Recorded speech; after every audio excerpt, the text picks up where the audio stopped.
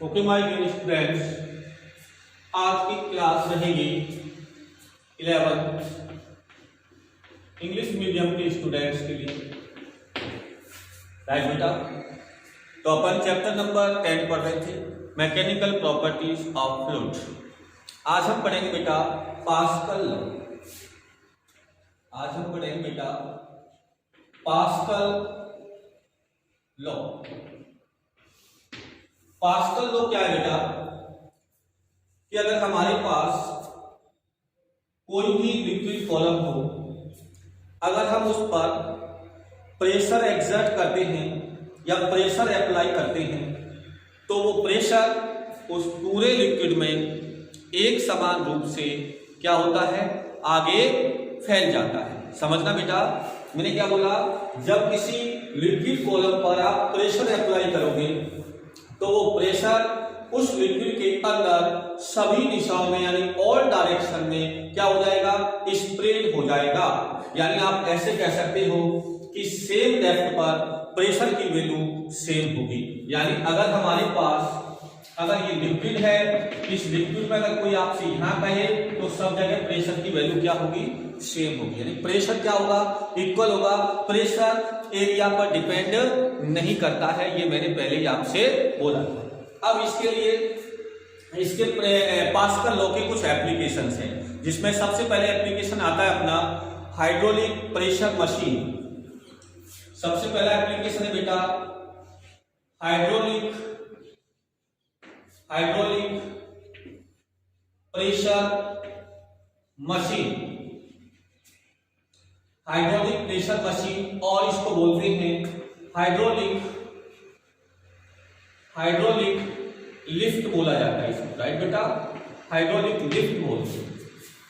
देखिए ये किस सिस्टम पर कार्य करती है बेटा, पास्कल लॉ। पास्कल लॉ को फॉलो करती है। कैसे पढ़ सकते हैं अपन, देखिए इसको ऐसे, अगर हम एक ऐसे ही जो प्रेशर ब्रेक होते हैं, हाइड्रोलिक ब्रेक होते हैं, वो भी पास्कल लॉ पर ही वर्क करते हैं। तो अपन एक ऐसा सिस्टम तैयार करते हैं। यहां पर देखिए आप,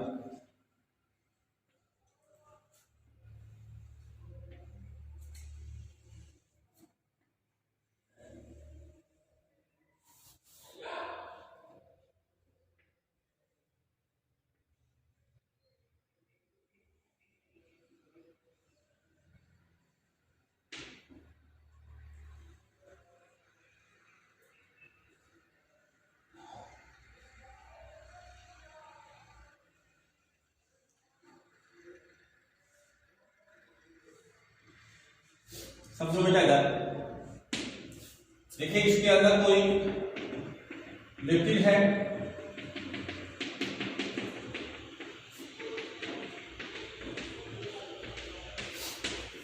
सपोज इसका जो क्रॉस सेक्शन एरिया है वो A1 है, इसका क्रॉस सेक्शन एरिया क्या है, A2 है, और यहां पर साफ लिखा है कि A1 is greater than A2। Right बेटा, यहां पर एक फोर्स लगाया जाता है जिसको अपन F एक्सटर्नल बोलते हैं।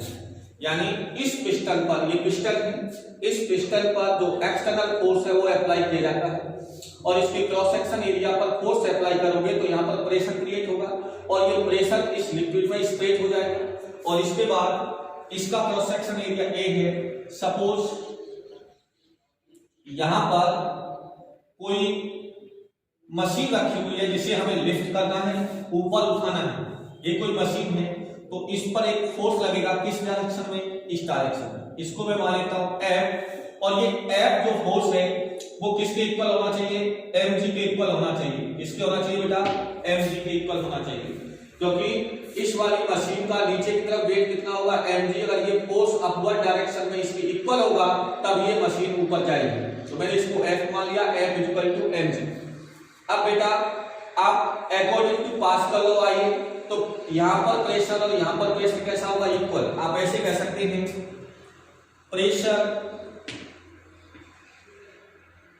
और एक क्रॉस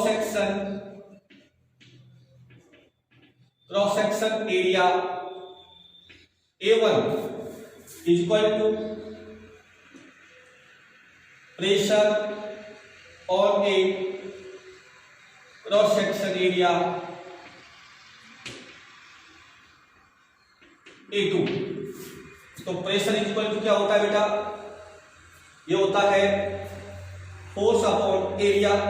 तो फोर्स ये हो जाएगा F और एरिया क्या आ जाएगा बेटा, sorry A1 equal to F external upon area A2। तो यहां से आ जाएगा बेटा F upon F E X equal to क्या आ जाएगा बेटा, A1 अपॉन A2। और यहां A1 is greater than A2, तो A1 upon A2 is greater than 1। तो F upon F E X is greater than 1, तो F is greater than F E X। मतलब अगर आपने force F E X external force apply किया है तो इस क्रॉस सेक्शन एरिया पर इस फोर्स की वैल्यू क्या होगी, ग्रेटर देन। यानी आप कम फोर्स अप्लाई करके ज्यादा वेट की वस्तु को क्या कर सकते हैं, पुल कर सकते हैं। क्या बोला मैंने, कम फोर्स अप्लाई करके अकॉर्डिंग टू पास्कल लॉ आप ज्यादा वेट की किसी भी वस्तु को या ऑब्जेक्ट को पुल किया जा सकता है। किसके लॉ से, पास्कल लॉ से। तो ये थी पास्कल लॉ की बात। अब एक आता है आइडियल फ्लूइड।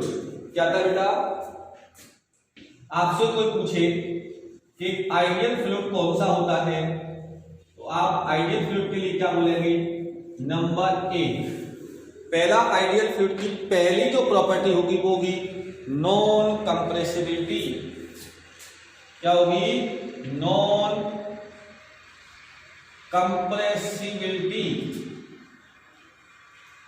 यानी एक आइडियल फ्लूइड है वो कंप्रेसिबल नहीं होना चाहिए, लेकिन इस नेचर में ऐसा कोई भी फ्लूइड नहीं है जिसमें कंप्रेसिबिलिटी ना हो। इसलिए नेचर में कोई भी आइडियल फ्लूइड नहीं है, कोई भी आइडियल फ्लूइड नहीं है। ये तो केवल एक इमेजिनरी पार्ट है जिसे हम लेट करके चलेंगे। यानी आइडियल फ्लूइड की पहली प्रॉपर्टी है कि वो नॉन कंप्रेसिबल होना चाहिए, बट नेचर में कोई भी आइडियल फ्लूइड नहीं है। और सेकंड है बेटा नॉन विस्कस। कैसा होना चाहिए, नॉन विस्कस। यानी उसके अंदर जो विस्कोसिटी है वो एब्सेंस होनी चाहिए। विस्कोसिटी एक प्रॉपर्टी है लिक्विड की। क्या प्रॉपर्टी होती है कि जब भी कोई लिक्विड फ्लो करता है तो उसकी एक सरफेस दूसरी सरफेस का क्या करती है, अपोज करती है। किसकी वजह से, फ्रिक्शनल फोर्स की वजह से। तो ऐसा होना चाहिए कि आइडियल फ्लूइड जब फ्लो करे तो उसकी दूसरी सरफेस पर उसके पहले वाली सरफेस के द्वारा किसी प्रकार का कोई भी फ्रिक्शनल फोर्स उपस्थित नहीं होना चाहिए, यानी प्रेजेंस नहीं होना चाहिए। लेकिन मैंने पहले बोला है कि कोई भी आइडियल फ्लूइड नहीं है जिसमें ये दोनों कंडीशन हो। फिर भी जब भी हम किसी डेरिवेशन को करेंगे तो हम आइडियल फ्लूइड लेके करते हैं जिसमें हम उसकी कंप्रेसिबिलिटी और विस्कस दोनों की एब्सेंसी रखते हैं, यानी उसे हम आइडियल लेके चलते हैं। और आपको मैंने यूनिट ऑफ प्रेशर पहले बताई दिए थे।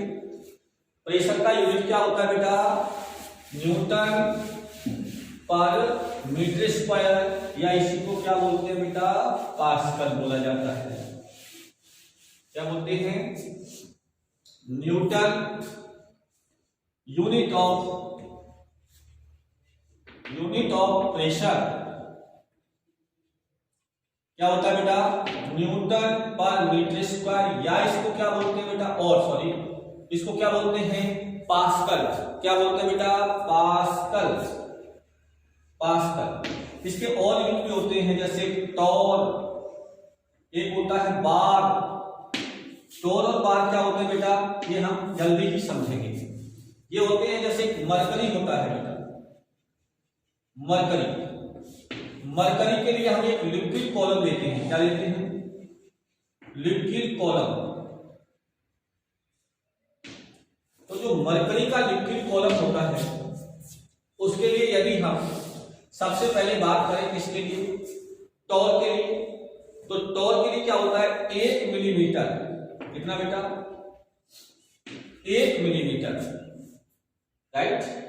1 मिलीमीटर मरकरी के लिक्विड कॉलम द्वारा जो प्रेशर एग्जर्ट होता है या जो प्रेशर अप्लाई होता है उसी को बोलते हैं टॉर। यानी आप P इक्वल टू, आगे बताऊंगा P इक्वल टू होता है रो जी एच, ये मैंने पहले ही बताया था।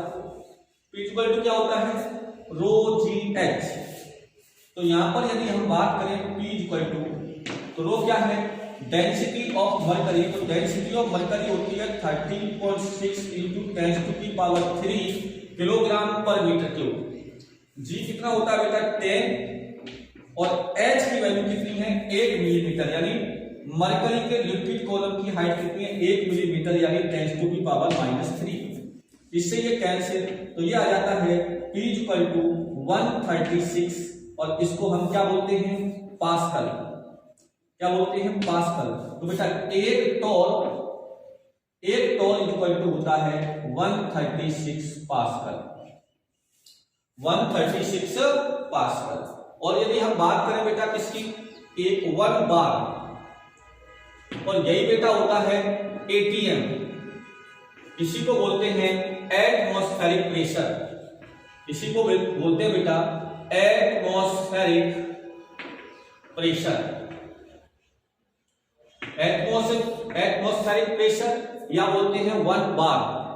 ये तो हो गया बेटा टॉर के लिए क्या हो गया मरकरी लिक्विड कॉलम की हाइट कितनी होनी चाहिए 1 मिलीमीटर, इसको बोलते हैं टॉर। और एक टॉर इक्वल टू हो गया 136 पास्कल, और एक होता है बेटा अपने पास बार, इसी को बोलते हैं एटमॉस्फेरिक प्रेशर। इसके लिए आता है जो मरकरी का जो लिक्विड कॉलम होता है,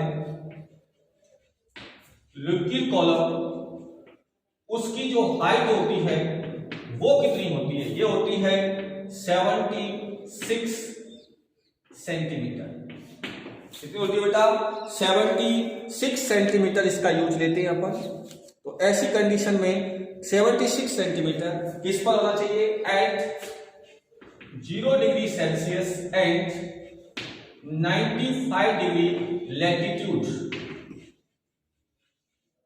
95 degree latitude, 0 degree Celsius temperature, और मरकरी की हाइट कितनी होनी चाहिए 76 सेंटीमीटर। इसी को हम क्या बोलते हैं बेटा, इसी को बार या एटमॉस्फेरिक प्रेशर बोलते हैं। एक ही बात है, मैं पहले बोल रहा हूं ATM यानी एटमॉस्फेरिक प्रेशर, या इसी को क्या बोलते हैं बार, ठीक है ना। तो एक बार की वैल्यू में कितने पास्कल होते हैं ये हमें फाइंड आउट करना है, राइट बेटा। तो ऐसी कंडीशन में क्या आ जाएगा, ये हो जाएगा P equal to rho g h. तो रो की वैल्यू कितनी होती है बेटा, रो की वैल्यू अभी बताइए आपको मरकरी के लिए 13.6 इंटू 10⁻³, जी का मतलब 10, एच का मतलब 76 सेंटीमीटर, तो बटे या डिवाइडेड बाई 100 सेंटीमीटर, सेंटीमीटर को किसमें चेंज कर दिया मीटर में। अब इसको सॉल्व करेंगे तो ये आता है बेटा 1.013 इंटू 10⁵, और ये हो जाता है पास्कल। तो ये हो जाता है बेटा 1 torr equal to near equal to 10⁵ pascal. कितना होता है 10⁵ pascal equal to, sorry torr नहीं बेटा बार, तो 1 बार या 1 एटमॉस्फेरिक प्रेशर इक्वल टू होता है 10⁵ पास्कल, और एक टॉर इक्वल टू होता है 136 पास्कल, राइट बेटा। इसके बाद आता है प्रेशर जो होता है, इसमें अपने दो चलते हैं, ठीक है बेटा। आओ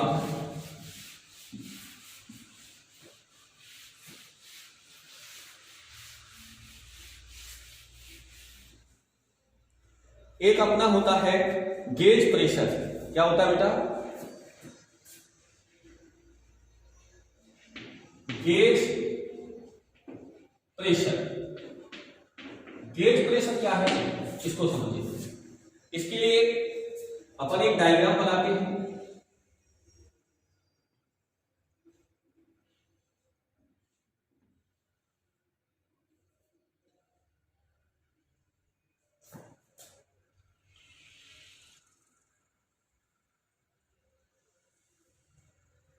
देखिए इसके अंदर कोई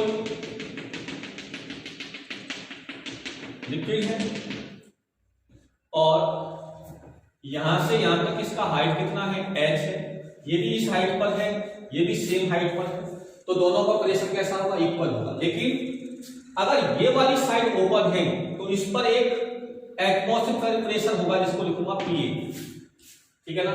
और ये जो बताएगा वैल्यू, ये किसकी वैल्यू बताएगा, एब्सोल्यूट, P एब्सोल्यूट वैल्यू बताएगा। तो ऐसी कंडीशन में मैं पहले ही बता चुका हूं कि इस हाइट, जो ये लिक्विड कॉलम है जिसकी हाइट कितनी है, h है बेटा, तो h की वजह से प्रेशर कितना क्रिएट होगा, ρgh, ये मैं बता चुका हूं आपको, ρgh। और एक कौन सा प्रेशर होगा, एटमॉस्फेरिक प्रेशर। यानी इसको अपन ऐसे कह सकते हैं कि P एब्सोल्यूट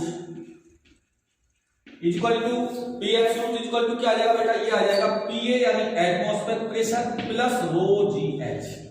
देखो ध्यान से, P एब्सोल्यूट को, अगर ये कोई ऑपरेटर है जो किसको बताता है, प्रेशर को, तो ये किसको बताएगा, P एब्सोल्यूट, यानी यहां तक जो हाइट का कॉलम है उस प्रेशर को बताएगा, और एक उस पर अप्लाई हो रहा है एटमॉस्फेरिक प्रेशर, तो ये दोनों को बताएगा P एब्सोल्यूट। लेकिन वास्तव में जो गेज प्रेशर होता है वो ये वाला होता है, कौन सा, ρgh।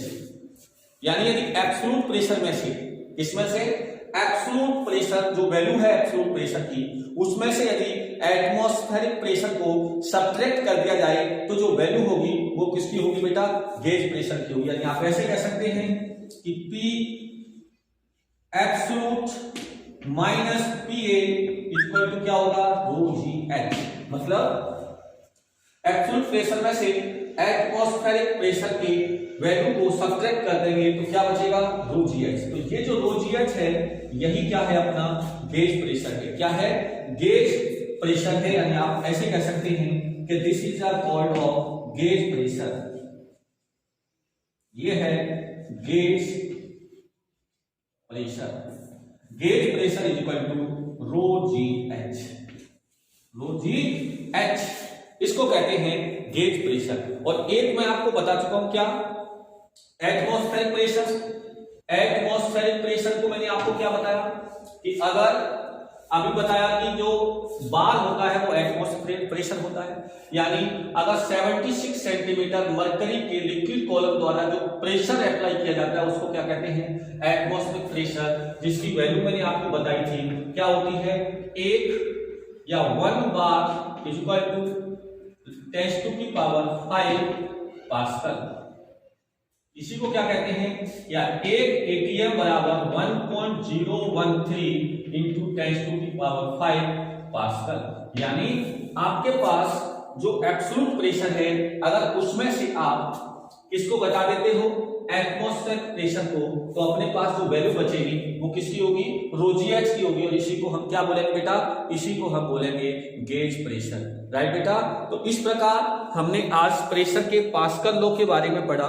इसके बाद नेक्स्ट हम पढ़ेंगे इक्वेशन ऑफ कंटिन्यूटी। आज के लिए इतना ही, धन्यवाद।